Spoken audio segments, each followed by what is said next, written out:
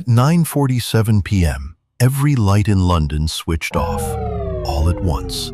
No storm, no warning, just darkness. 8 million people plunged into black. And for 6 minutes, no one, not the police, not the power grid, not the government, could explain why. It was a Tuesday in late autumn. Rush hour had just ended. The underground was still running. And then, without a flicker of warning, the entire city went dark. Inside the National Grid control room in Wokingham, engineers stared at a wall of screens that made no sense. Every reading said the system was healthy, and yet the whole capital had vanished. Hospitals switched to backup generators. Traffic lights died mid-cycle. And 3 underground trains stopped mid-tunnel, packed with passengers who had no idea what was happening above ground. The first theory was simple: equipment failure.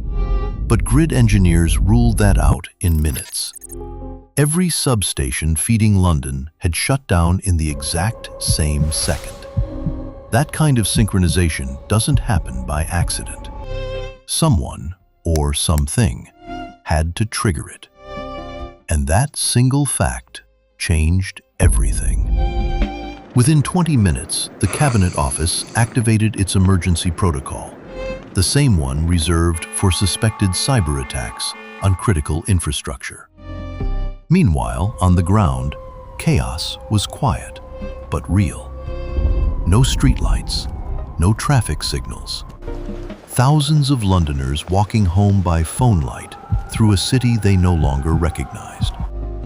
Reports started coming in of something stranger still. Security cameras across the city had gone dark 30 seconds before the power failed, not after. If the cameras failed before the grid did, that meant someone had gone dark deliberately, covering their tracks before they ever pulled the switch. For nearly 2 hours, London sat in darkness while investigators raced to answer one question. Was this an attack, or something the city had done to itself? When engineers finally traced the signal, it hadn't come from outside London at all.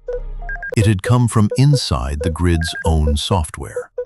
A routine update pushed hours earlier. It wasn't hackers. It wasn't terrorism. It was a single mistyped command in a software patch meant to improve grid efficiency. A coding error smaller than a tweet. That single error told every substation in London to shut down simultaneously as a safety measure. A fail-safe designed to prevent damage, now doing the opposite. And the cameras?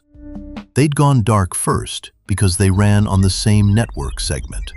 The update hit them 30 seconds before it reached the power stations. No hackers, no sabotage, just a city so deeply automated, so tightly interconnected, that one overlooked line of code could switch off 8 million lives at once. The engineer who wrote that patch later said the code had passed every test. It failed only under one exact condition, a scenario no one had thought to simulate.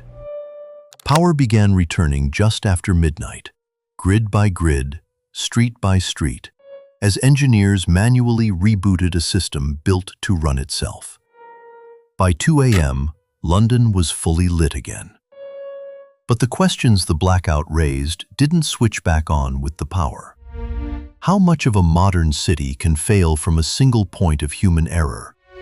And how many other routine updates are sitting in critical systems right now, untested for the one scenario that matters? Officials called it a valuable lesson in resilience. Engineers called it something else, a warning shot. London didn't go dark because of an attack from outside. It went dark because of a small, human mistake. Inside a system too large for any one person to fully understand.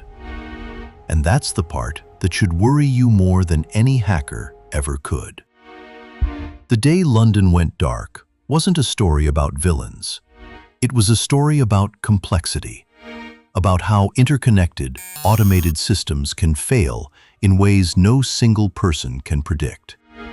The more we automate the systems that keep us running, power, water, transport, hospitals, the more a single overlooked line of code can ripple into millions of lives. It's a reminder that resilience isn't just about stopping outside threats. It's about testing for the failures we never imagined. So, what would happen if the power in your city went out for 6 hours with no explanation? Would you know what to do? Drop your answer in the comments. And if you want to see how 3 other major cities have gone dark and what really happened, hit subscribe. The next story might be closer to home than you think. Because the next time the lights go out, it might not be an accident at all.